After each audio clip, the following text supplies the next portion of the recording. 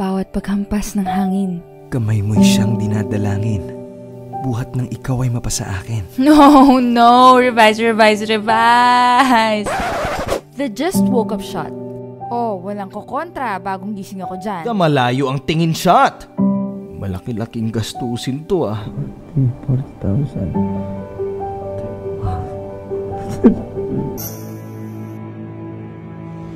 Season 2 plus 1.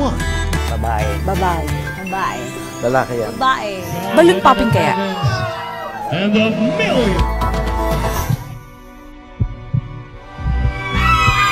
Right back, thank you so much.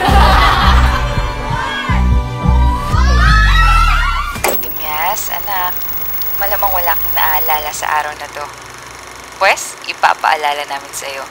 Ito ang mga kwento para kay Matimias. Dear Matimias of the future. Anak, siguro naman may naaalala ka na sa araw na to kahit papano. Tara, balikan natin ang mga pangyayari noong 2024. Ito ang sequel ng Mga Kwento para kay Matimias sa pinamagatang May Kaibigan na si Mati. Ngayon ay June 2024. Ika-5th birthday mo na. Hindi na masyadong uso ang face mask. Wala na ring social distancing. Ang hindi lang nagbabago, tag-ulan pa rin ang birthday mo. Bata ka na, hindi ka na baby. Akalain mo magkikinder ka na?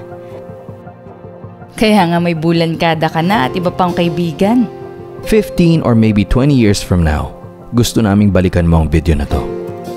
Kumusta ka na dyan? Our Matimias of the future? Pareho pa rin ang tanong namin ng baba mo. Mahilig ka pa rin kaya magtatakbo o magtatalon? O baka naman ikaw ngayon nagmamarathon?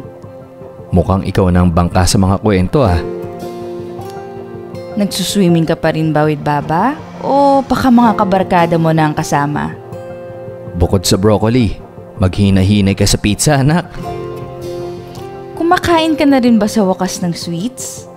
Hilig mo pa rin bang kumuha ng videos? Sabi mo pa nga,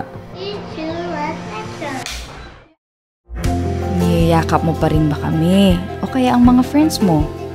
friends mo pa rin kaya si Iron Man at Spider-Man? Tumatakbo ka pa rin ba papunta kay mama at baba o sa mga kaibigan mo na?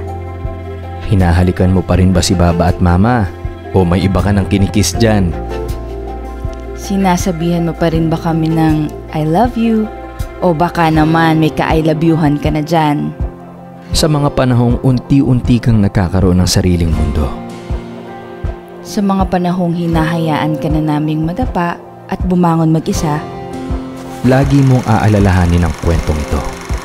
Balikan mo ang 5-year-old Matimias.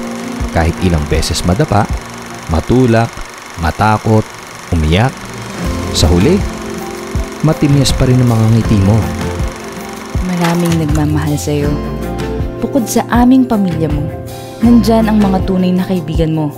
Kilala mo pa kaya sila? Nagkakausap-usap pa kaya kayo? May nagkatuluyan kaya sa inyo?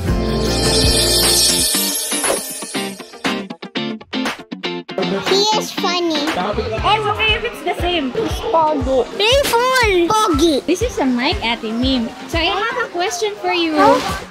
Sa little kulit. I miss you. I love Mati. I miss Mati. I hope we will be friends forever and know the secret. I love you. I miss you when you have your own house. Old na siya matami. Salamat anak sa pagturo sa amin kung paanong maging magulang.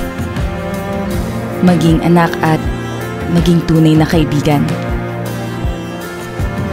Hanggang sa susunod na sequel! Hi, Mati. Hi, Mati. How are you? Hi, old Mati. How are you? I hope you're happy. Bye. Enjoy your day.